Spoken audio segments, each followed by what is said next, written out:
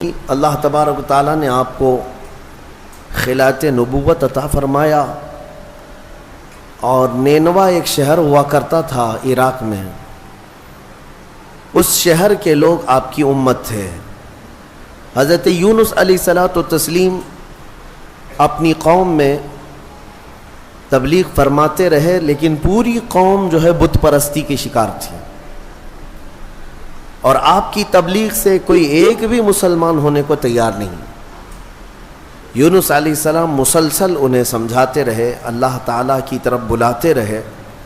پھر ایک وقت ایسا آیا کہ حضرت یونس علیہ السلام نے اللہ رب العزت کی بارگاہ میں عرض کیا کہ مولا، یہ میری قوم سنتی نہیں ہے، یہ راہ ہدایت پر آنا ہی نہیں چاہتی، میں انہیں کتنے دنوں سے تبلیغ کر رہا ہوں اور تیرے راہ کی طرف بلاتا ہوں، مگر ان میں سے کوئی نہیں آتا۔ اللہ عز و جل نے فرمایا، یونس بس ٹھیک ہے، اپنی قوم کو بشارت سنا دو عذاب کی، کہ بس 3 دن کے بعد خوفناک عذاب آئے گا اور اس میں وہ سب ہلاک و برباد ہو جائیں گے۔ حضرت یونس علیہ السلام اپنی قوم میں آئے اور اپنی قوم سے آخری مرتبہ کہا کہ دیکھو، اللہ عز و جل کی طرف سے مجھے یہ وحی آئی کہ اب اللہ تعالیٰ اس بستی پر عذاب نازل فرمائے گا، اور ایسا عذاب کہ تمہارے ساری نشانیاں ختم ہو جائیں گی۔ تو قوم میں بہت سارے لوگوں نے مذاق اڑایا کہ یہ ایسے ہی ڈرا رہے ہیں، بات کچھ ہے نہیں۔ لیکن ان میں سے جو عقل والے لوگ تھے، بوڑھے لوگ تھے، انہوں نے کہا، ہم نے آج تک یونس کو کبھی جھوٹ کہتے ہوئے نہیں سنا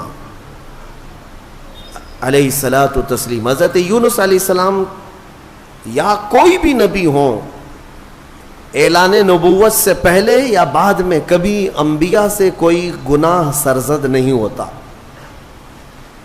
تو سارے لوگوں نے کہا، ہم نے آج تک انہیں کبھی جھوٹ بولتے ہوئے نہیں سنا یا مذاق کرتے ہوئے بھی نہیں دیکھا، تو بھلا کیوں ہمارے ساتھ ایسی بات کہیں گے؟ سوچو بچار میں تھے۔ پھر فیصلہ یہ کیا قوم نے کہ دیکھتے ہیں، 3 دن کا انہوں نے ٹائم دیا، اگر وہ 3 دن تک ہماری بستی میں ہی رہتے ہیں تو اس کا مطلب ہے یہ انہوں نے ایسی ڈرانے کے لیے کہا، اور اگر وہ نہیں رہتے ہیں بستی میں تو اس کا مطلب ہے کہ عذاب آئے گا۔ اور ہوا ایسی ہی۔ حضرت یونس علیہ السلام نے اپنی قوم کو ڈیٹ بتا دی، دن بتا دیا کہ اس دن تک عذاب آئے گا۔ اس سے پہلے حضرت یونس علیہ السلام بستی چھوڑ کر چلے گئے۔ اس بستی میں آپ نے قیام نہیں فرمایا۔ جس بستی میں عذاب آنے والا ہو، اللہ کے نبی نہیں رہتے۔ ہاں، جن بستیوں میں عذاب آیا ہے وہ نبیوں کے جانے کے بعد آیا ہے، نبی کے ہوتے ہوئے کسی قوم پر عذاب کبھی نہیں۔ ہاں، کہ نبیوں کو بھی اس عذاب میں آنا ہوا ہو، نہیں، ایسا نہیں ہے۔ حضرت یونس علیہ السلام پہاڑیوں میں چلے گئے۔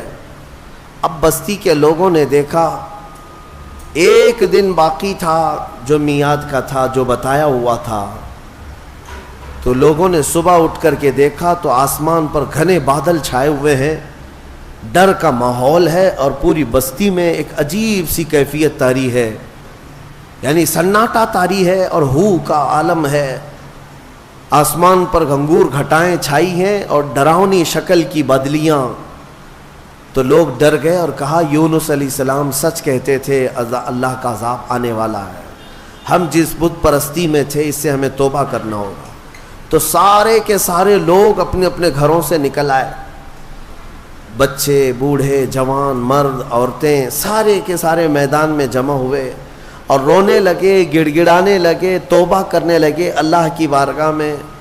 اور پھر سبوں نے مل کر کے کہا، اے رب ذوالجلال، ہم اپنے پرانے تمام بتوں کو ختم کرتے ہیں، تو ہی ہمارا خالق ہے، تو ہی ہمارا رب ہے، ایک تیری وحدانیت پر ہم یقین کرتے ہیں۔ اور اللہ رب العزت کی وحدانیت کے وہ قائل ہوئے، ایمان لائے۔ تو پھر اس کے بعد اللہ تبارک و تعالیٰ قرآن میں ارشاد فرماتا ہے، لما آمنوا کشفنا عنہم العذاب۔ جب وہ لوگ ایمان لے آئے تو اللہ تعالیٰ نے اپنا عذاب ان سے ہٹا لیا، جو عذاب آ چکا تھا وہ ٹل گیا۔ بہت کم ایسا تاریخ میں ملا ہے کہ عذاب آیا ہو اور ہونے سے پہلے پھر چلا گیا ہو، لیکن جب بھی عذاب ٹلا ہے تو وہ توبہ کی برکت سے ٹلا ہے۔ جب قوم توبہ کرتی ہے اللہ عذاب اٹھا لیتا ہے، عذاب کو دور کیا۔ آج ہم نے تلاوت کیا اس میں پارے میں، اب وہ بستی والے سارے کے سارے مومن ہو گئے، ایمان لائے، اور اس کے بعد یونس علیہ السلام تو تھے ہی نہیں بستی میں۔ انہوں نے دیکھا، رات کو وہ محسوس کر رہے تھے کہ عذاب آنے والا ہے، آنے والا ہے، دور بیٹھ کر کے آپ دیکھ رہے تھے، لیکن پھر دن گزرتے ہی عذاب ٹل گیا، آسمان صاف ہو گیا، تو حضرت یونس علیہ السلام کے دل میں یہ خیال گزرا کہ اب واپس اگر میں بستی میں جاؤں تو کہیں لوگ مجھے جھوٹا نہ کہیں، میں نے اللہ کے عذاب سے انہیں ڈرایا تھا اور دن بھی بتایا تھا، عذاب نہیں آیا تو کہیں لوگ مجھے جھوٹا نہ کہیں۔ اس لیے یونس علیہ السلام اپنی بستی میں جانے کی بجائے ایک لمبے سفر پر چل پڑے، اپنی قوم کی طرف نہیں آئے۔ انہوں نے کشتی میں سواری کی اور نکل پڑے، ان کا ارادہ تھا بہت دور دراز علاقے میں چلا جاؤں گا۔ اب یہاں پر میں آپ سے بتانا چاہتا ہوں، یونس علیہ السلام نے انتظار نہیں کیا اللہ رب العزت کی وحی کا کہ اللہ کا حکم کیا آتا ہے، اس سے پہلے ہی حضرت یونس علیہ السلام چل پڑے اور کشتی میں بیٹھے۔ کشتی جب بیچ میں دریا میں پہنچی تو رک گئی، چلتی نہیں تھی، یا تو ہچکولے کھاتی یا تو ڈوبنے کے آثار نظر آتے۔ اور اس زمانے میں یہ مشہور تھا کہ اگر کسی کا بھاگا ہوا غلام کشتی میں سوار ہے تو کشتی آگے نہیں بڑھتی ہے، بیچ دریا میں پہنچ کر کے کشتی رک جایا کرتی، اس زمانے میں یہ مشہور تھا۔ تو جب کشتی بیچ دریا میں رکی تو لوگوں نے جو سوار تھے کہنا شروع کیا کہ لگتا ہے اس کشتی میں کوئی بھاگا ہوا غلام ہے، جس کی وجہ سے کشتی نہ آگے بڑھتی ہے اور بلکہ ڈوبنے جیسے آثار نظر آتے ہیں۔ حضرت یونس علیہ السلام نے ان سب کے سامنے کہا، ہاں میں وہ غلام ہوں جو اپنے رب سے بھاگ کر آیا، میں ہی ہوں، انتظار کیے بغیر آ گیا ہوں، لیکن آپ کی شرافت دیکھ کر کے لوگوں نے آپ کے ساتھ اچھا معاملہ کیا، لیکن ہوتا یہ تھا کہ جو بھاگا ہوا غلام ہے اسے اٹھا کر کشتی سے سمندر میں پھینکا جاتا تھا، تب کشتی آگے بڑھتی تھی۔ اب بیچ دریا میں ہے، لوگوں نے یہ کہا کہ نہیں، یونس علیہ السلام چہرے سے اتنے شریف ہیں، اخلاق کے اتنے اعلیٰ ہیں، یہ ایسا نہیں کر سکتے، لہٰذا کشتی میں بیٹھے ہوئے سارے لوگوں نے قرعہ اندازی کی کہ جس کا نام نکلے گا اس کو سمندر میں ڈالا جائے گا، اس کو دریا میں ڈال دیا جائے گا۔ تو قرعہ میں حضرت یونس علیہ السلام کا ہی نام نکلا، جب قرعہ اندازی کی گئی ان کا ہی نام نکلا۔ پھر بھی کشتی والوں نے کہا دل نہیں مانتا ہے کہ اتنے اعلیٰ اخلاق والے، اتنے حسین چہرے والے کسی نیک آدمی کو دریا میں ڈال دیا جائے۔ پھر دوبارہ قرعہ اندازی کی گئی، دوسری بار جب قرعہ اندازی کی گئی تو پھر یونس علیہ السلام کا نام آیا، تیسری بار قرعہ اندازی کی گئی پھر حضرت یونس کا نام آیا، تو مجبوراً سب لوگوں کا اتفاق ہوا، حضرت یونس علیہ السلام کو اٹھا کر کے دریا میں ڈال دیا گیا۔ یہ حضرت یونس علیہ السلام کا دریا میں جیسے ہی ڈالا جانا تھا، دریا میں موجود ایک بہت ہی بڑی قسم کی مچھلی نے منہ کھولا اور آپ کو نگل لیا۔ حضرت یونس علیہ السلام کو مچھلی نے نگل لیا۔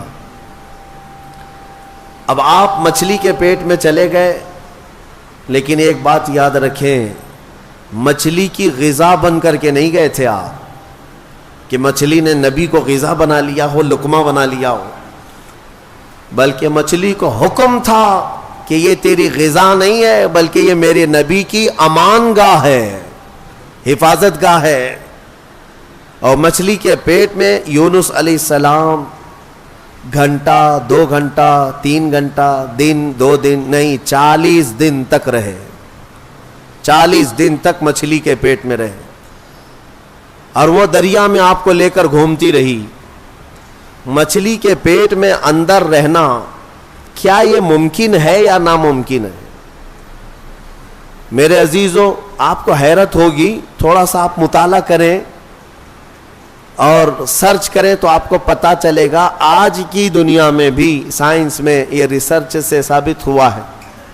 2 ایسے لوگ ملے جن کو ویل مچھلی نے نگل لیا تھا. ایک شخص 8 دن کے بعد باہر نکلا, ایک آدمی 3 دن کے بعد باہر نکلا, لیکن دونوں زندہ نکلے. یہ اس صدی کی بات کر رہا ہوں میں, اس زمانے کی. اور یونس علیہ السلام تو اللہ کے نبی ہیں, لیکن بات اتنی ہے کہ مولا جس کو جہاں چاہے محفوظ رکھے, یہ وہ قادر مطلق ہے. 40 دن تک اندر رہے. اس مچھلی کے پیٹ میں جو چیز ہوتی ہے وہ کیا ہوتی ہے؟ ایک راستہ ہوتا ہے, پھسلنے والا راستہ جو چربی کی طرح ہوتا ہے, اور اندر جانے کے بعد ایک بڑا گھر کی طرح سے اس کا پیٹ. بس یہ ہے کہ نرم ملائم گھر تو ہوتا ہے, لیکن روشنی کہیں سے نہیں ہوتی, بالکل اندھیرا. باقی سب آرام کی چیزیں ہیں. زندگی کے لیے انسان کے مچھلی کے پیٹ میں بھی آرائش ہے یا اہتمام ہے, لیکن روشنی کا کوئی انتظام نہیں. یونس علیہ السلام اس اندھیری کوٹھری کے اندر یعنی مچھلی کے پیٹ کے اندر 40 دن بتائے, 40 دن. لیکن آپ کو میں بتاتا ہوں کہ یونس علیہ الصلوۃ والتسلیم مچھلی کے پیٹ میں جانے کے بعد مسلسل رب ذوالجلال کی بارگاہ میں دعا کرتے رہے کہ مولا تو مجھے معاف فرما دے, میں اپنی بستی سے جلد چلا آیا تیرے حکم کا انتظار کیے بغیر, مجھے تو معاف فرما دے. یہ دعا چلتی رہی یہاں تک کہ قرآن کہتا ہے وَظَنُّونِ إِذْ ذَهَبَ مُغَاضِبًا فَظَنَّ أَن لَّن نَّقْدِرَ عَلَيْهِ فَنَادَىٰ فِي الظُّلُمَاتِ أَن لَّا إِلَٰهَ إِلَّا أَنتَ سُبْحَانَكَ إِنِّي كُنتُ مِنَ الظَّالِمِينَ. رب تعالیٰ فرماتا ہے مچھلی والا, ذنون کہا گیا یونس علیہ السلام. یونس علیہ السلام کا ایک لقب آیا ہے ذنون, مچھلی والا. جب ناراض ہو کر کے نکلا اپنے شہر سے, اپنی بستی سے, تو مچھلی کے پیٹ میں پہنچا دیا گیا. فنادا فی الظلمات, اللہ فرماتا پھر اندھیریوں میں اس نے پکارا. اندھیریوں میں, ظلمات کہتے اندھیری, اتنی اندھیریاں کہ ہاتھ بھی نظر نہ آئے. اندھیریوں میں اس نے پکارا. کیا پکارا یونس علیہ السلام نے؟ لا الہ الا انت سبحانک انی کنت من الظالمین. اس کو آیت کریمہ کہتے ہیں نا, بہت ہی اثر انداز ہے, بہت ہی اثر انداز. اللہ تبارک و تعالیٰ کی تسبیح ہے. یونس علیہ السلام نے یوں عرض کیا کوئی معبود نہیں سوائے تیرے اے مولا, تجھی کو پاکی ہو, تجھی کو پاکی ہو. انی کنت من الظالمین, اپنے متعلق اعتراف کیا. اور اللہ تبارک و تعالیٰ کو یہ جملہ اتنا پسند آیا کہ فوراً مولا فرماتا ہے فاستجبنا لہ ونجیناہ من الغم. ہم نے فوراً ان کی دعا کو قبول کر لیا اور ان کو اس غم سے آزاد کر دیا. اللہ تبارک و تعالیٰ نے فوراً آزاد کیا. کیا کیا؟ مچھلی نے کنارے پر آ کر اگل دیا اور حضرت یونس علیہ السلام باہر آئے. باہر آنے کے بعد جانتے ہیں آپ کی کیفیت کیا تھی؟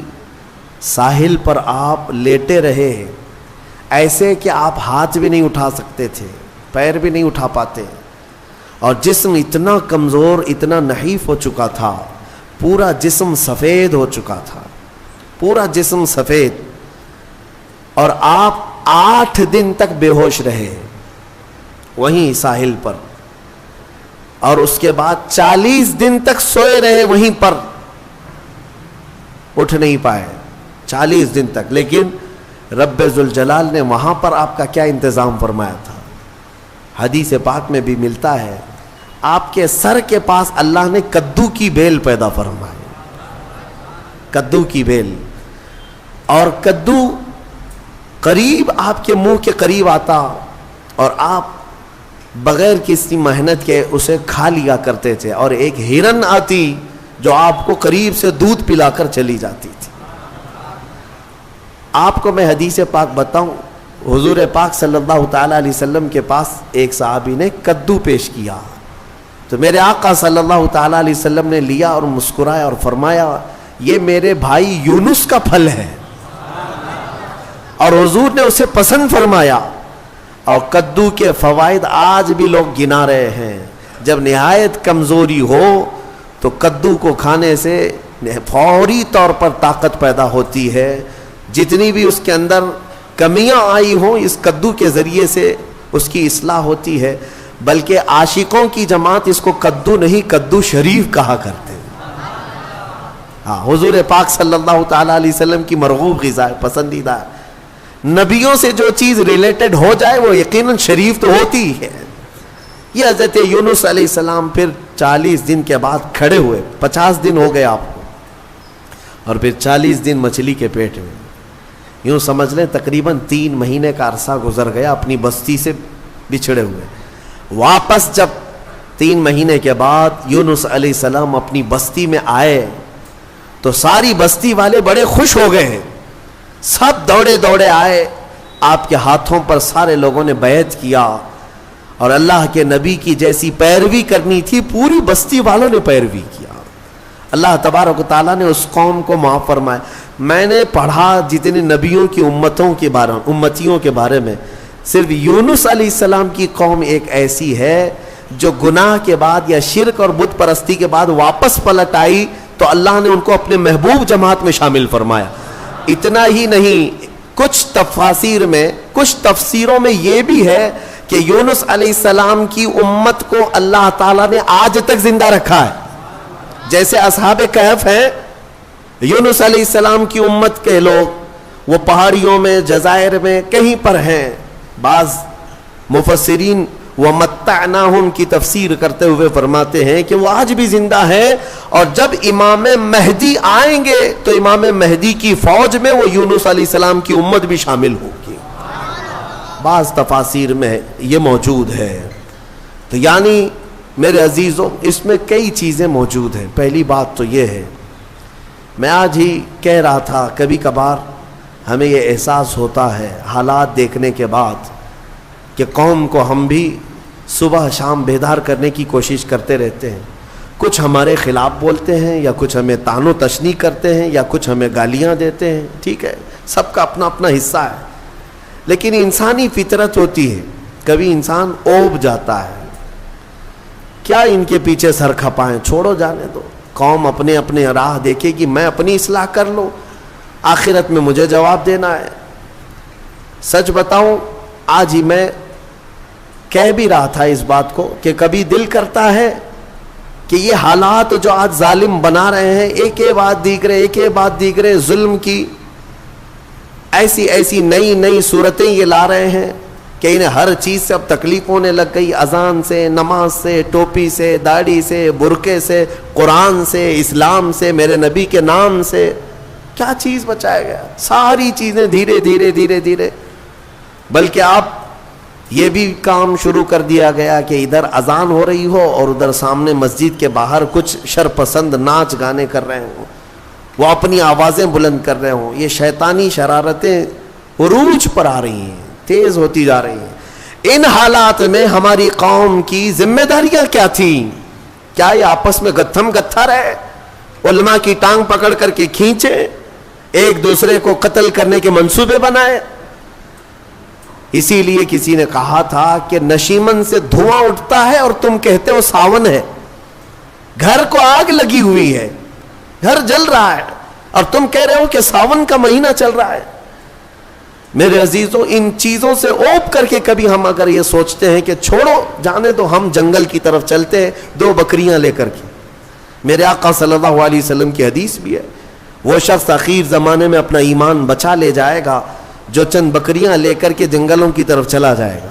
کبھی ہم یہ سوچتے ہیں، لیکن پھر سورہ یونس پڑھنے کے بعد یہ پتا چلتا ہے نہیں، اللہ کا حکم ہے کہ پھر قوم کو کس کے حوالے چھوڑ آئے تھے. اگر اس بات پر پکڑ ہو گئی، وہ اللہ کے نبی یونس علیہ السلام کو اللہ تبارک و تعالیٰ نے 40 دن مچھلی کے پیٹ میں اندھیریوں میں گزروایا، صرف اس لیے کہ وہ قوم کو چھوڑ کر کے آئے تھے.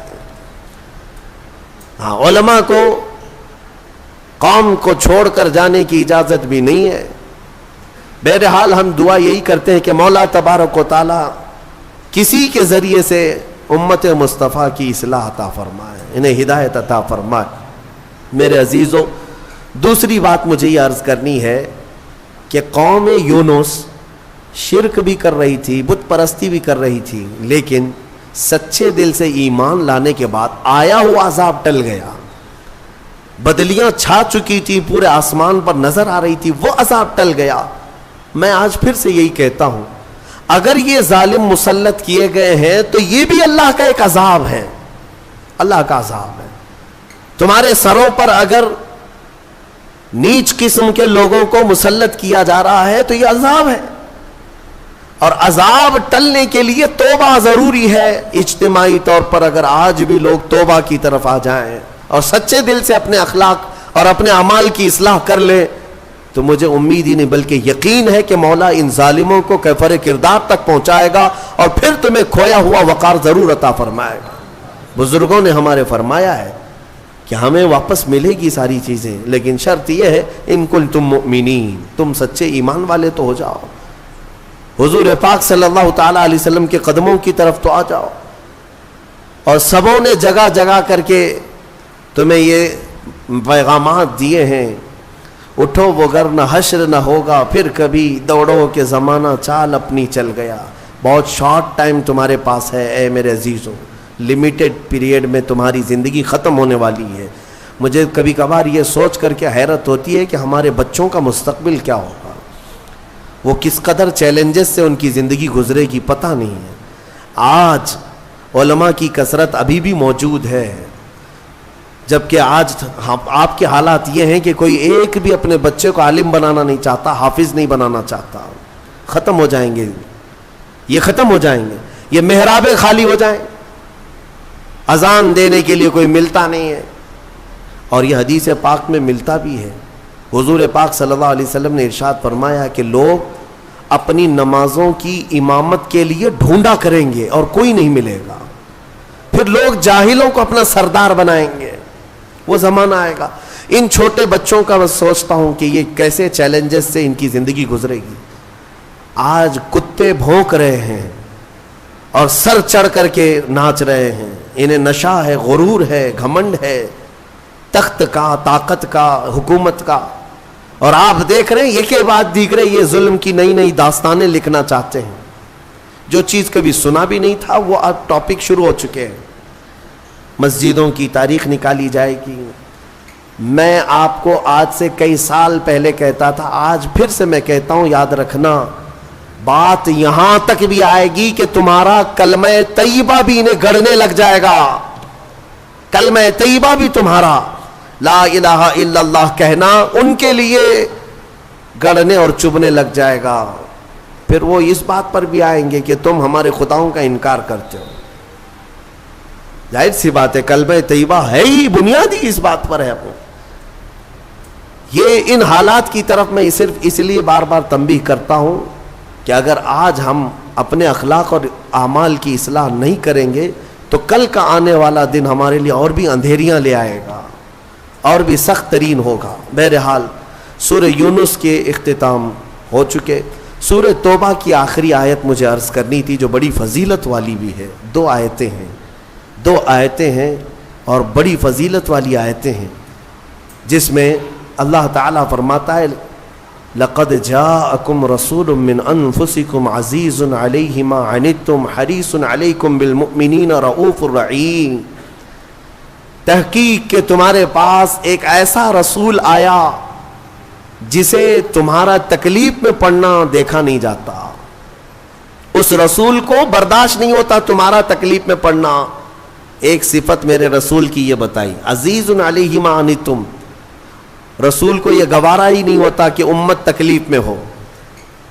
حریص علیکم بالمؤمنین، اور اس رسول کی دوسری عادت یہ ہے کہ اگر سب سے زیادہ کسی بات کی وہ رسول طلب رکھتا ہے تو صرف تمہارے ایمان کی، کہ تم ایمان والے ہو جاؤ۔ اور پھر تیسری چیز رب تعالیٰ فرماتا ہے رؤوف الرحیم، نہایت نرم دل اور رحم کرنے والا شفیق رسول تمہارے پاس آیا۔ یہ تین صفات لے کر کے میرے مصطفیٰ تشریف لائے۔ میرے عزیزوں، آج پھر سے میں نوجوانوں کو بیدار کرتا ہوں. تمہیں پتا ہے کہ تمہارے درد پر ہاتھ رکھنے والا کون ہے؟ آج تمہارا حقیقی مسیحا کون ہے؟ کون ہے جو تمہارے کرب کو، تمہارے غم کو سمجھ سکتا ہے؟ آج دنیا میں کوئی نہیں ہے. جس کے سامنے جا کر ذکر کرو گے وہ مذاق اڑائے گا. تم اپنے غم کی داستان کسی کو سناؤ گے تو کل وہ 4 لوگوں میں کہے گا دیکھا فلاں کیسی بلا میں مبتلا ہے. لیکن ایک ذات محمد الرسول اللہ کی ہے، میرے آقا صلی اللہ تعالیٰ علیہ وسلم، جن کی صفت ہی قرآن یہ کہتا ہے کہ تمہارا تکلیف میں پڑنا رسول کو دیکھا نہیں جاتا. ایک حدیث کا مفہوم میں بتا رہا ہوں. ایک حدیث کا مفہوم فرماتے ہیں میرے آقا صلی اللہ تعالیٰ علیہ وسلم کہ اگر کسی امتی کے تلوے میں کانٹا بھی چبھ جائے تو اس کے درد کا احساس حضور کو ہوتا ہے. حضور اس کا احساس کرتے ہیں. لیکن یہ امت کا کیا، کبھی رسول پاک صلی اللہ علیہ وسلم کی عزت کا بھی احساس نہیں رکھتی، ان کے ناموس کا، ان کی محبت کا خیال نہیں رکھتی. سب کو اپنی اپنی من مانی کرنی ہے، اپنی طبیعت کی سننی ہے، مجھے اپنی خواہشات پہ جینا ہے. حضور کیا چاہتے ہیں وہ کسی کو نہیں چاہیے آج. لیکن اس رسول کریم صلی اللہ تعالیٰ علیہ وسلم نے اپنی پوری زندگی امتی امتی کہا یا نہیں کہا؟ ہر گھڑی امتی امتی کہا. معراج کی شب میں بھی جا کر کے میرے آقا نے اللہ کی بارگاہ میں یہی سوال کیا کہ مولا میری امت کی بخشش میرے حوالے فرماتے. معراج کی شب میں قبر کی گود میں بی بی آمنہ کے ہاں دودھ پینے کے ایام میں اور پھر مدینہ طیبہ کے احوال میں رسول کریم صلی اللہ تعالیٰ علیہ وسلم نے سب سے زیادہ یاد کیا ہم جیسے نکموں کو یاد کیا، ہم جیسے گنہگاروں کو یاد کیا، بلکہ رویا بھی کرتے تھے اپنی امت کی یاد میں. اعلیٰ حضرت فاضل بریلوی رضی اللہ تعالیٰ عنہ فرماتے ہیں اللہ کیا جہنم اب بھی نہ سرد ہوگا، رو رو کے مصطفیٰ نے دریا بہا دیے. کس بات پر رویا کرتے تھے؟ ماں عائشہ صدیقہ فرماتی ہیں کہ رات کو بستر پر سوئے ہوتے رسول پاک صلی اللہ علیہ وسلم، پھر اچانک بستر چھوڑ کر اٹھ جاتے، عبادت کے لیے کھڑے ہو جاتے. کھڑے ہوتے اتنا کہ فجر ہوتی، اور حضرت عائشہ فرماتی ہیں حضور کی پنڈلیاں سوج جاتی تھیں، میں کپڑے سے سینک سینک کر کے نرم کیا کرتی. اور کبھی اگر بجلی کڑکے باہر یا ابر چھا جائے حضور اپنے گھر سے باہر نکل آتے، ہاتھ پھیلا کر مولا کی بارگاہ میں دعا کرتے کہ مولا ان بجلیوں کو دور کر دے، اس ابر کو ہٹا دے. حضرت عائشہ فرماتی ہے میں پوچھا کرتی کہ میرے آقا آپ جب بھی بجلیاں کڑکتی ہیں ابر چھاتا ہے تو کیوں گھبراتے؟ آپ فرماتے اے عائشہ پچھلی امتوں پر جب بھی عذاب آتا تھا تو پہلے بجلیاں آتی تھیں پھر ابر چھاتا تھا، تو میں اسی بات کا خوف رکھتا ہوں کہ کہیں یہ ابر اور یہ بجلیاں میری امت پر عذاب نہ بن جائیں. میں اللہ کی بارگاہ میں دعا کر کے ان چیزوں کو ٹال دیا کرتا ہوں. کون ہے؟ اسی لیے اعلیٰ حضرت نے فرمایا تھا جو نہ بھولا ہم غریبوں کو رضا، یاد اس کی اپنی عادت کیجیے. اے سنی مسلمانوں، اگر حضور کو یاد نہ کرو گے تو پھر کس کو یاد کرو گے؟ نبی پاک صلی اللہ تعالیٰ علیہ وسلم کے متعلق ایک بات میں صرف اتنی کہہ دوں، رونگٹے کھڑے ہو جاتے ہیں، جسم میں کپ کپی طاری ہو جاتی ہے. وہ وقت جب آپ کا آخری تھا، ظاہری دنیا سے رخصتی کا وقت ہے. حجرہ عائشہ میں میرے آقا آرام کر رہے ہیں، بخار کی شدت ہے، ملک الموت اندر داخل ہوئے، حضور کی اجازت سے روح قبض کرنے آئے تھے. یہ سکرات کا جو وقت ہوتا ہے نا، نزع کا وقت بہت شدید ہوتا ہے. آپ ایکسپلین میں نہیں کر سکتا کہ وہ وقت کیسا ہوتا ہے، کیونکہ جو جھیلا ہے وہ پھر واپس آیا نہیں بتانے کے لیے. نزع کا وقت، اس میں انسان اپنے ماں باپ کو بھول جاتا ہے، پہچان نہیں پاتا اپنے بیٹوں کو بیٹیوں کو، حتیٰ کہ بعض نزع کی کیفیت اتنی سخت ہوتی ہے کہ اپنا نام بھول جاتا ہے، نہیں یاد رہتا، اپنے آپ کو بھول جاتا ہے نزع کے وقت.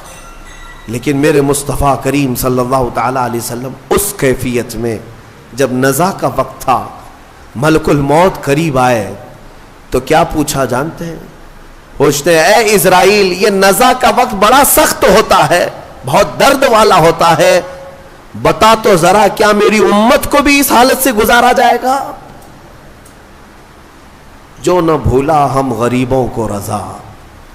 اس کیفیت میں ہر کوئی اپنے آپ میں رہتا ہے. اگر وہ رسول نزا کے وقت بھی اگر اپنی امت کو یاد کرتے ہوں تو کیا امت پر اتنا بھی حق نہیں ہے کہ آج اپنے حبیب پاک کی عزت کے لیے اور حضور پاک صلی اللہ تعالی علیہ وسلم کی ناموس کے لیے جو بہانے بازیاں کی جا رہی ہیں؟ میرے عزیزوں، بہرحال کہنے کو بہت ساری چیزیں ہیں. بعض کو ایسا لگتا ہوگا کہ ہم کوئی فیلڈ بنا رہے ہیں، ہمارا اب بچا کیا ہے. میں جس طرح آپ کے درمیان بیانات کر رہا ہوں سب کو پتا ہے. بہت سارے لوگ ڈرتے بھی ہیں، بہت سارے لوگوں کو پتا ہے کہ کیا ہونا ہے، ان کے ساتھ کیا کیا جائے گا. لیکن میں صرف یہی چیز محسوس کرتا ہوں، جب تک اللہ نے آواز دی ہے یا جب تک اللہ نے طاقت دی ہے یہ امانت منتقل کر دی جائے، ورنہ قبر میں جا کر میرے مصطفیٰ کریم صلی اللہ علیہ وسلم کی بارگاہ میں شرمندہ نہ ہونا پڑے، ذلیل و رسوا ہونا نہ پڑے. کیونکہ سامنا تو اس رسول کا کرنا ہی ہے، قبر میں ہو یا حشر میں ہو. اگر رسول کریم صلی اللہ تعالی علیہ وسلم نے پکڑ کر پوچھ لیا کیا تو اسی جگہ سے آیا ہے جہاں سے مجھے گندی گالیاں دی جاتی تھیں اور تو سن کر کے خاموش رہا کرتا تھا، ہمارے پاس جواب کیا رہ جائے گا؟ اے میرے عزیزوں، بات میں صرف اتنی عرض کرنا چاہتا ہوں کہ قرآن اس رسول کے بارے میں کہتا ہے عزیز علیہ ما عنتم. اس رسول کو تمہارا تکلیف میں پڑنا برداشت نہیں. تمہارا تو تمہارا، وہ ایک لکڑی کے رونے کو بھی برداشت نہیں کرتے، وہ ایک ہرن کے رونے کو برداشت نہیں کرتے. امتی تو بہت ہی الگ بات ہے.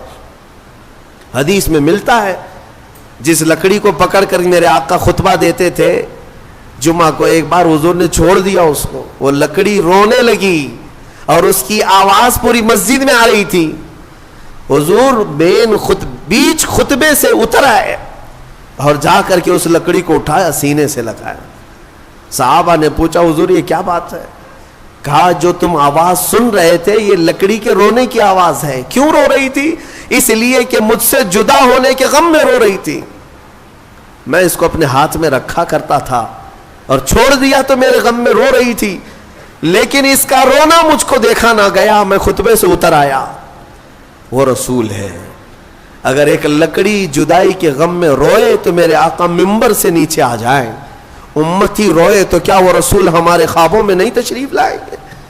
اسی لیے علامہ عبد الرحمن جامی نے رو رو کر کے یہ لکھا تھا، تنم فرسودہ جاں پاراز ہجراں یا رسول اللہ، دلم پشمردہ آواراز عصیاں یا رسول اللہ. وہ ملا عبد الرحمن جامی ایک عاشق رسول تھا، ایک فنا فی الرسول. یہ نعت فارسی کی ہے، کبھی ہو سکے تو ترجمہ پیش کروں گا، جس کے ایک ایک لفظ میں مٹھاس ہے، ایک ایک لفظ میں درد ہے. حج پہ جا کر کے علامہ عبد الرحمن جامی نے نعت لکھا اور کہا کسی کو نہیں سناؤں گا، سب سے پہلے جا کر میرے مصطفیٰ کے روضے پر سناؤں گا، حضور کے روضے پر کھڑا ہو کر کے سناؤں گا. اس میں کہا کیا گیا ہے؟ تنم فرسودہ جاں پاراز ہجراں یا رسول اللہ. اے اللہ کے رسول، میرا جسم ٹکڑے ٹکڑے ہو رہا ہے اور میری جان پھٹ چکی ہے. کس بنیاد پر؟ آپ سے دوری اور آپ کی جدائی میں، آپ سے دوری اور آپ کی جدائی میں. گناہوں کی وجہ سے میرا دل مرجھا رہا ہے، اے اللہ کے رسول کرم فرما دیں. اور پھر کہتے ہیں علامہ عبد الرحمن جامی، چسوئے من گزر آری من مسکین ناداری، فدائے نقش نالینت کنن جاں یا رسول اللہ. اے اللہ کے نبی، کبھی مجھ جیسے مسکین اور غریب آدمی کے گھر کی طرف آپ کا گزر ہو جائے. میرے پاس کچھ ہے نہیں، کوئی دولت رکھتا نہیں، اگر ایک بار مجھ مسکین کے گھر کی طرف سے آپ کا گزر بھی ہو جائے یا رسول اللہ، یہ عبد الرحمن جامی جہاں آپ کے قدم پڑیں گے اس قدم کے نقشے پر اپنی گردن قربان کرے گا. فدائے نقش نالینت کنن جاں یا رسول اللہ، میں اپنی جان وہاں پر پیش کر دوں گا جہاں جہاں آپ کے نالے پاک کا نقش پڑے گا. تو یہ نعت لکھ کر کے وہ پہنچے تھے. لیکن جانتے ہیں روایات یہ بتاتی ہیں کہ مکہ سے مدینہ جب جانے کا ان کا وقت ہوا عبد الرحمن جامی کا، میرے آقا صلی اللہ علیہ وسلم مکہ کے ایک گورنر کے خواب میں آئے، اس وقت جو شریف مکہ تھے، اور جامی کا حلیہ بتا کر کے کہا اس کو مدینے آنے مت دینا۔ دوسرے دن گورنر آئے، مدینے جانے والوں کو دیکھا تو عبد الرحمن جامی بھی جا رہے تھے، پکڑا، کہا آپ نہیں جا سکتے، سارا قافلہ چلا گیا۔ کیا گناہ ہے پتہ نہیں، اس گورنر کو بھی نہیں معلوم، لیکن روک دیا گیا۔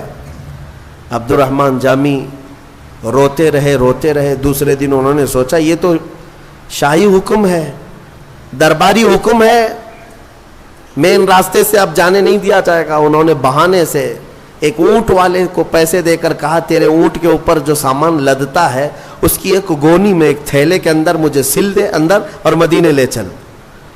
مان لیا اس نے، تھیلے کے اندر اپنے آپ کو ڈال لیا، اونٹ کے سامان میں چھپ گئے، مدینے کے راستے پر نکل رہے تھے۔ مصطفیٰ کریم صلی اللہ علیہ وسلم سے کون سی چیز چھپی ہے؟ اس گورنر کے خواب میں میرے آقا تشریف لائے دوسرے دن اور کہا عبد الرحمن جامی فلاں اونٹ پر فلاں سامان میں چھپ کر مدینے آ رہا ہے، اسے روک دو۔ دوسرے دن گورنر گیا اور اسی اونٹ کی تلاشی لی، سامان میں وہ نکل آئے۔ کہا کہ میں نے کل آپ کو روکا تھا، آج پھر جا رہے ہو، آپ نے حکم عدولی کی، اس بنیاد پر آپ کو جیل میں ڈال دیا جائے گا۔ جیل میں ڈال دیا۔ گورنر کو یہ نہیں معلوم تھا کہ کس وجہ سے روکا جا رہا ہے۔ عبد الرحمن جامی جب جیل میں اندر تھے تو پھوٹ کر کے رونے لگے۔ ایک عاشق کے لیے سب سے بڑی گھڑی یہی ہے کہ اسے مدینے سے جدا کر دیا جائے، اس کی جان نکل جائے گی۔ یاد وطن ستم کیا، دشت حرم سے لائی کیوں، اعلیٰ حضرت نے بھی یہی فرمایا ہے، پھر کے گلی گلی تباہ، ٹھوکریں سب کی کھائی کیوں، دل کو جو عقل دے خدا تیری گلی سے جائے کیوں۔ مدینے میں اپنے گھر کی یاد آ جانا بھی اعلیٰ حضرت کہتے ہیں یہ ظلم ہے۔ مدینے میں اگر اپنا گھر یاد آ گیا یہ ظلم ہے۔ مدینے میں رہ کر کے اگر کسی کو اپنا وطن یاد آ رہا ہے تو عبد الرحمن جامی کو جیل میں رکھا گیا تو رونے لگ گئے، بے قرار ہو گئے اور پکارنے لگے میرے آقا کو، یا رسول اللہ رحم فرمائیں، کیا قصور ہے میرا؟ شریف مکہ گورنر مکہ کو حضور اکرم صلی اللہ علیہ وسلم نے خواب میں پوچھا تیسرے دن کیا کیا تو نے عبد الرحمن جامی کے ساتھ؟ کہا اس کو جیل میں بند کر دیا۔ کہا کیوں؟ کہا کہ پتہ نہیں 2 مرتبہ اسے روکا گیا، پھر بھی وہ جانے کی بار بار کوشش کر رہا ہے، اس لیے جیل میں ڈال دیا گیا۔ پتہ نہیں کون سی غلطیاں ہیں اس کی، کون سی خطائیں، میرے آقا آپ کے مدینے میں وہ نہیں آ سکتا۔ اللہ کے حبیب صلی اللہ علیہ وسلم نے جو فرمایا وہی بات مجھے عرض کرنی ہے۔ کہا کہ عبد الرحمن جامی کو اس لیے نہیں روکا گیا کہ وہ خطا کار ہے، اس لیے میں روک رہا ہوں کہ وہ آ کر میری قبر کے پاس ایک نعت سنانے والا ہے، اگر وہ سنایا تو مجھے اپنی قبر سے باہر آنا ہوگا۔ اللہ اکبر۔ یعنی میرے مصطفیٰ کریم صلی اللہ علیہ وسلم آج بھی غلاموں کی دستگیری فرماتے ہیں، آج بھی درد کا احساس میرے آقا رکھتے ہیں۔ امام بوصیری کے ساتھ کیا ہوا؟ فالج کے موقع پر جب آپ کو لقوہ مار گیا تب آپ نے قصیدہ بردہ لکھا تھا، مولا یا صلی وسلم دائما ابدا، 170 اشعار لکھے تھے۔ فالج ہوا تھا لقوہ، اور اس وقت بھی میرے آقا خواب میں تشریف لائے اور صرف ہاتھ ان کے جسم پر پھیر کر دعا کیا کہ اللہ تجھے شفا دے دے، اور جو تو نے میری تعریف میں قصیدہ لکھا لے میں اپنی چادر تجھے تحفے میں دیتا ہوں۔ چادر بھی عطا کی ہے۔ اتنا دیا سرکار نے مجھ کو جتنی میری اوقات نہیں، یہ تو ان کا کرم ہے ورنہ مجھ میں تو ایسی بات نہیں۔ میرے کریم سے اگر قطرہ کسی نے مانگا دریا بہا دیے ہیں، دربے بہا دیے ہیں، اور اسی لیے میرے امام اعلیٰ حضرت نے سچ کہا ہے، کون دیتا ہے دینے کو منہ چاہیے، اور دینے والا ہے سچا۔ میرے آقا صلی اللہ علیہ وسلم کو اگر تم نہیں محسوس کر پائے تو آج آ جاؤ، اس آیت کو پڑھو۔ حضرت ابوبکر شبلی رحمۃ اللہ علیہ، اس بات پر میں سمیٹتا ہوں گفتگو کو، حضرت ابوبکر شبلی یہ سلسلہ قادریہ کے بڑے بزرگ ہیں، غوث پاک کے دادا مرشد ہوتے ہیں۔ حضرت ابوبکر شبلی رحمۃ اللہ تعالی علیہ، آپ نے خواب میں ایک عالم دین کو دیکھا، نہیں، ایک عالم دین نے خواب میں حضرت ابوبکر شبلی کو دیکھا کہ رسول کریم صلی اللہ تعالی علیہ وسلم کے بالکل بغل میں بیٹھے ہوئے، घुटने से घुटना लगा करके बैठे हुए हैं। तो वो सुबह उठ करके दौड़े दौड़े आए और हजरत शिबली के पास कहा कि मैंने इस हालत में आपको देखा ख्वाब में, रसूल करीम सल्लल्लाहु ताला अलैहि वसल्लम से इतने करीब आप बैठे हुए। वो रोने लगे, कहा कि तुमने जो देखा वो सही है। फिर पूछा आप क्या करते हैं, मुझे भी तो बताएं। हजरत शिबली ने ये फरमाया, मैं हर फर्ज नमाज के बाद ये पढ़ता हूँ, लक़द जाअकुम रसूलुम मिन अनफुसिकुम अज़ीज़ुन अलैहि मा अनित्तुम हरीसुन अलैकुम बिल मुमिनीना रऊफ़ुर रहीम। मेरा ये अमल है, बस इसी की पाबंदी की बुनियाद पर मेरे आका ने मुझे इतना करीब किया कि जब भी दीदार होता है हुजूर का तो मुझे बिल्कुल करीब बिठाया करते हैं। इस आयत करीमा को इसीलिए मैंने आपके सामने पढ़ा।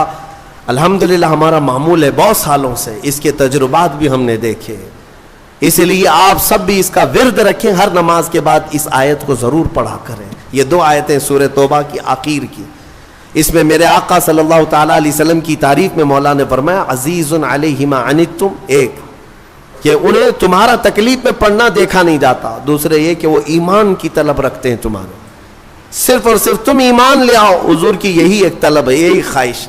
आपको पता है वो मक्का का वक्त एक मर्तबा ऐसा हुआ कि अबू जहल जालिम मरदूद लईन ने मेरे आका पर हाथ उठाए थे हरम पाक में, खाने काबा के अंदर। हुजूर अकरम सल्लल्लाहु ताला अलैहि वसल्लम पर हाथ उठाया और जख्मी किया। हुजूर अकरम सल्लल्लाहु ताला अलैहि वसल्लम को उसने जो ये गुस्ताखी की, लोग बैठकर तमाशा देखते रहे, कोई करीब नहीं आया। हुजूर वहां से फिर चल पड़े, अपने घर आए। उस वक्त हुजूर के चचा अमीर हमजा, वो पहलवान थे मक्का के, लेकिन ईमान वाले नहीं थे। उनको अपना दूसरा दीन जो मक्का वालों का था वो पसंद था, ईमान नहीं लाए थे। काफी लोग ला चुके थे लेकिन अमीर हमजा नहीं लाए। तो अमीर हमजा शिकार से वापस आ रहे थे, बीच रास्ते में किसी ने पकड़ करके उनसे कहा, हमजा आज तुम्हारे भतीजे मोहम्मद पर अबू जहल ने इतना हाथ उठाया, सबके सामने उसने मारा, किसी ने कुछ नहीं कहा।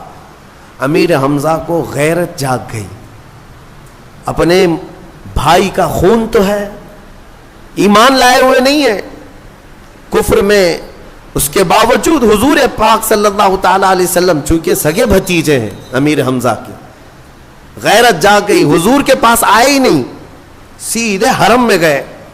अबू जहल मीटिंग में बैठा हुआ था लोगों के दरमियान, उसका जामा पकड़ा, कॉलर पकड़ा, खींचते हुए सहन में लाए और बीच सहन में लाकर उसको इतना लातों से घोंसों से मारा, खूब मारा।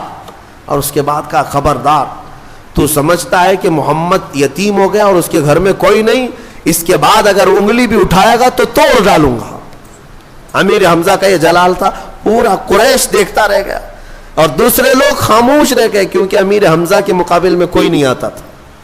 अबू जहल खूब पीटा, मारा गया और उसके बाद दुम दबाकर चला भी गया।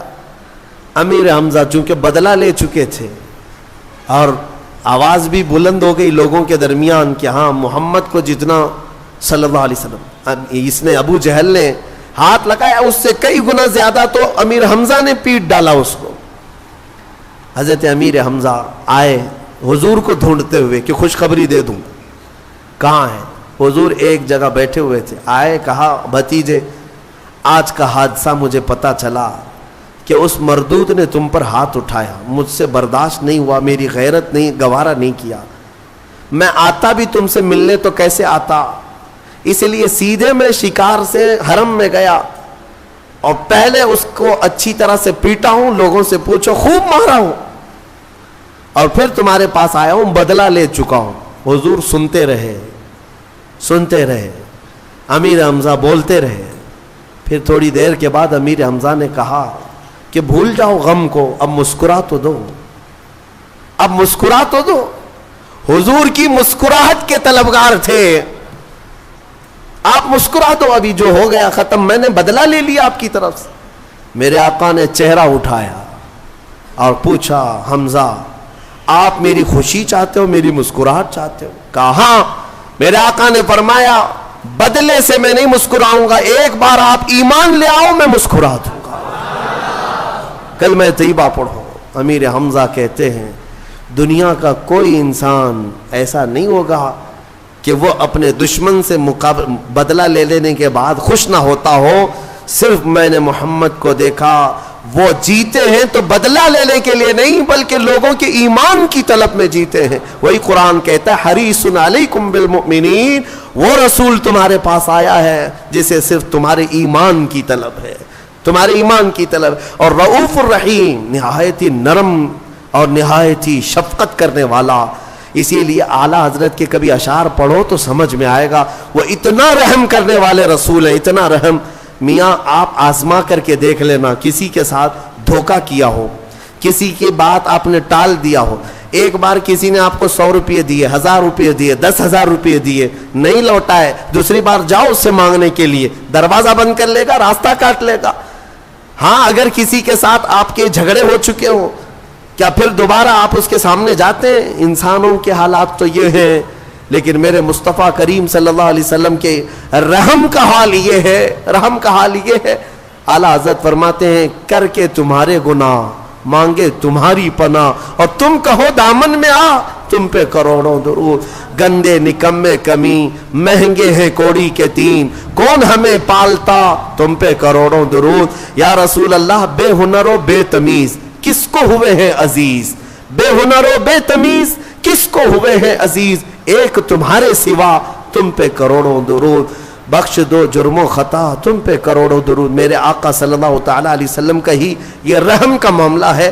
امت 1000 گناہ کرنے کے بعد بھی ایک بار دربار میں آتی ہے تو میرے آقا اسے بلا لیا کرتے ہیں. آتا ہے فقیروں پہ انہیں پیار کچھ ایسا, خود بھیک دے اور خود کہیں منگتے کا بھلا ہو. اور پھر قیامت کے دن بھی کچھ لوگوں کو فرشتے پکار رہے ہوں گے, فلاں بن فلاں کہاں ہے, میدان میں دکھ نہیں رہا ہے, پکڑ لاؤ, اس کا جرم ہے, فلاں مجرم ہے. جرم کی وجہ سے فرشتے ڈھونڈ رہے ہوں گے. فرشتوں کو ڈھونڈنے میں کوئی محنت لگنی ہے, وہ جہاں سے چاہیں گے اٹھا لیں گے. لیکن کچھ مجرموں کو میدان میں ڈھونڈا جا رہا ہوگا لیکن وہ مجرم مل نہیں رہے ہوں گے. تو پھر اسی کو امام زمن کہتے ہیں ڈھونڈا ہی کرے صدر قیامت کے سپاہی, وہ کس کو ملے جو تیرے دامن میں چھپا. کچھ لوگوں کو میرے آقا اپنی چادر میں چھپائے ہوئے ہوں گے. یہ حدیث پاک میں موجود ہے, حدیث پاک میں. ان سے زیادہ رحم کا معاملہ ہمارے ساتھ کون کر سکتا ہے بتاؤ. حضور صحابہ سے کہتے ہیں تم قیامت کے دن مجھے اگر دیکھو گے تو کس حالت میں دیکھو گے؟ میرے آقا فرماتے ہیں میری حالت یہ ہوگی کہ میرے کندھے پر چادر پڑی ہوگی, میرے کندھے پر ایک چادر ہوگی اور چادر کندھے سے کھسک کھسک کر گر رہی ہوگی. میں ایک ہاتھ سے اپنی چادر سنبھال رہا ہوں گا اور دوسرے ہاتھ سے اپنے امتیوں کو پکڑ رہا ہوں گا. عزیز بچے کو ماں جس طرح تلاش کرے خدا گواہ ہے یہی حال آپ کا ہوگا. جیسے عزیز بچے کو ماں یہاں ڈھونڈتی ہے کہاں ہے میرا بچہ, حضور اکرم صلی اللہ علیہ وسلم قیامت کے دن اپنی امتیوں کو ڈھونڈ رہے ہوں گے. جو رسول یہاں بھی رحم کرے اور قبر میں ہمارے پہنچنے کے بعد نکیرین سے پہلے ہی آ جائے اور پھر حشر میں ہماری سفارش کرے, تو اے سنی مسلمانوں بتاؤ کیا اس رسول کی یاد کرنا ہم پر حق نہیں ہے؟ کیا ہم پر فرض نہیں ہے؟ ہمارے لیے یہی تو ہمارا عین شیوا بن جائے, ہمارا دستور العین بن جائے, زندگی کا ہمارا مین مقصد یہ بن جائے کہ دم میں جب تک دم ہے ذکر ان کا سناتے جائیں گے, دم میں جب تک دم ہے ذکر ان کا سناتے جائیں گے. اسی بات پر میں گفتگو ختم کرتا ہوں. آج لے ان کی پناہ, آج مدد مانگ ان سے, کل نہ مانیں گے قیامت میں اگر مان گیا.